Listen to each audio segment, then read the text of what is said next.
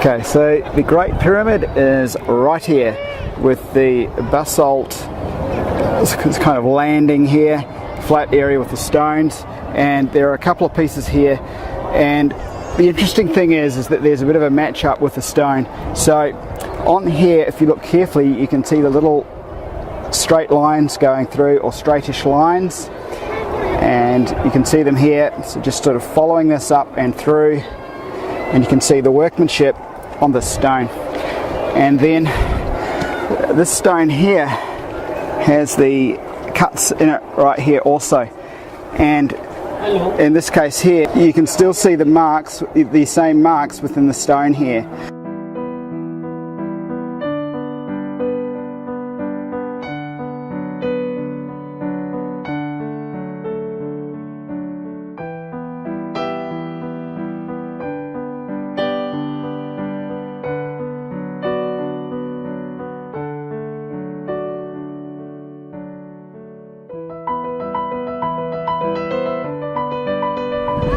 Just beside the Great Pyramid, once again, the last spot was just over here, but another place here where the stone is remarkable, so we'll look at a few still shots from here.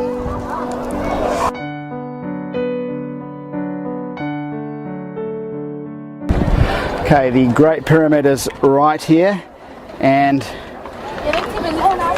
with this stone here you have the workings right here, and also here, here and here. Just having a bit of a closer look through here and here.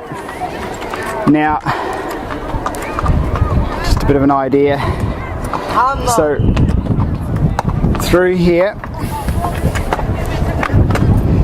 is yet another example. And in this case you can see the variation and line right here, and very definite like lines right through. So there's that one here, and then again here there's a whole lot more cuts, and you can see them in here.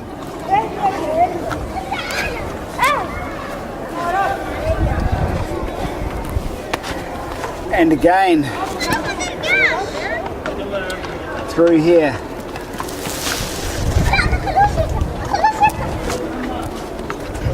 Now with this rock here, and the pyramid is just up here, just so first of all we can see the marks, depressions into the rock on this side, but on this side you can really see that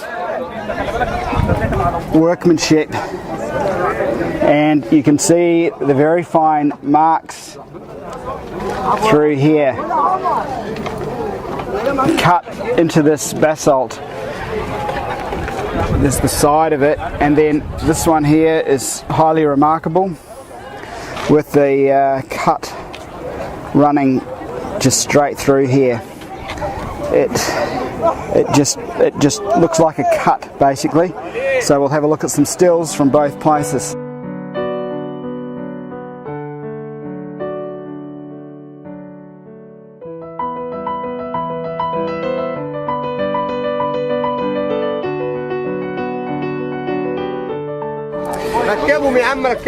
So one mark is right through here in that rock there, and again they just dotted around here.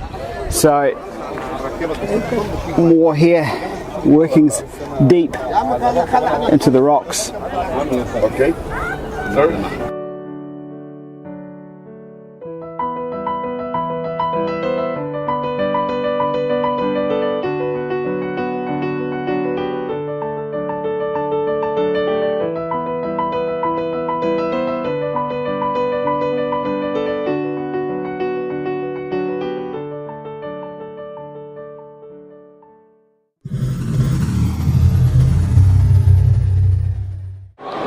So this is the other side of it, and it's kind of recessed out, and coming around this way, so there's a bit of a line going down here, and then across the top there's this line that tracks through here also. and leads to the cut, although the cut's kind of gone off in a way. And here is yet a further look.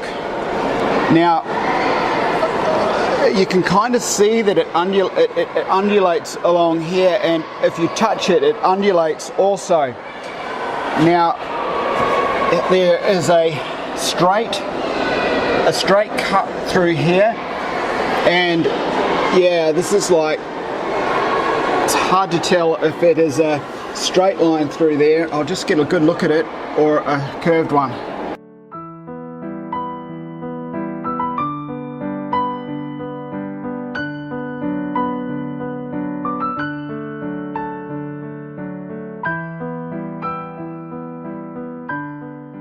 Okay, so it's just phenomenal, the amount of stuff within this museum. It's overwhelming, but right now within this case here, all sorts. That doorway again is so prominent. The Hathor type horns right here, and you have these pieces right here, which look to be cogs for spindles.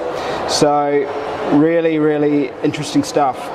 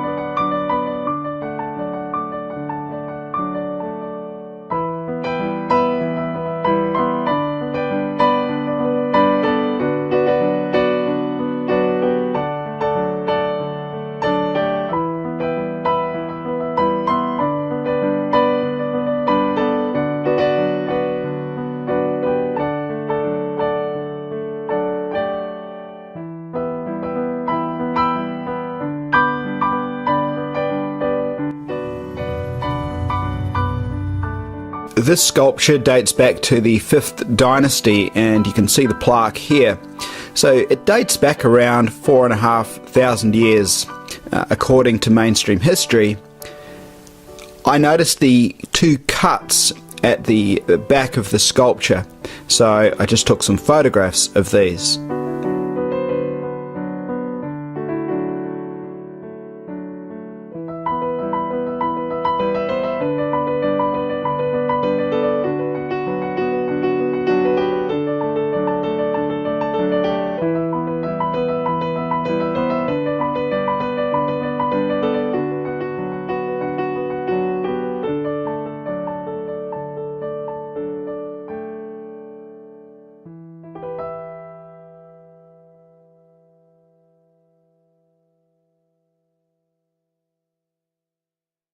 The Museum of Egyptian Antiquities in Cairo, Egypt is massive, so due to my own time constraints, I was almost running through the place to find this vase of schist, which wasn't that easy to find.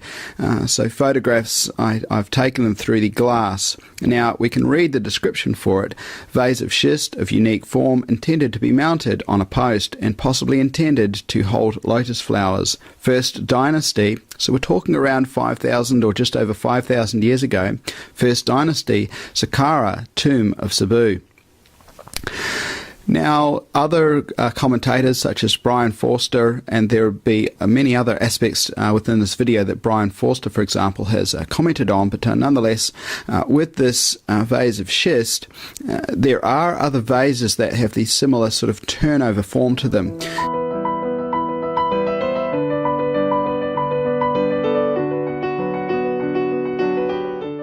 Now, with this vase in the museum, you can see that much of it has been sort of recreated, if you will, and that it's not like sort of perfect in form, if you will. It's not, you know, kind of machine-like as one might think it is if you look close up.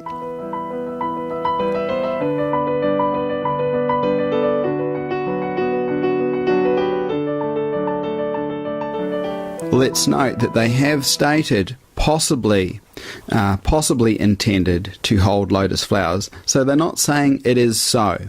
They do state of unique form. So you can see the round bore kind of clearly there. You can also just to the side see it, just to the side also, right there and there.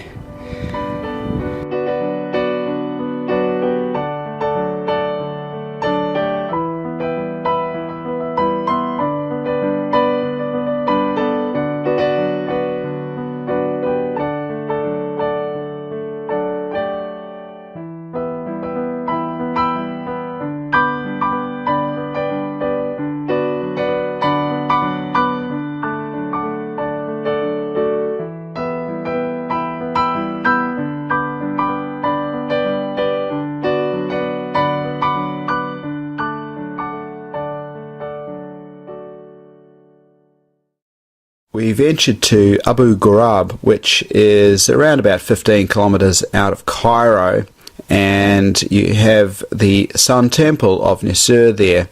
Now, there's a bit of a pyramid there, and around the area you have the bowls, the alabaster bowls, and the various markings on there suggestive of machine work. In this case, you can see that there's been a bore-like device going into this stone. So a really interesting place. I thought I'd basically show some various tools and signs of ancient technology and machine work. So I hope you've enjoyed the video.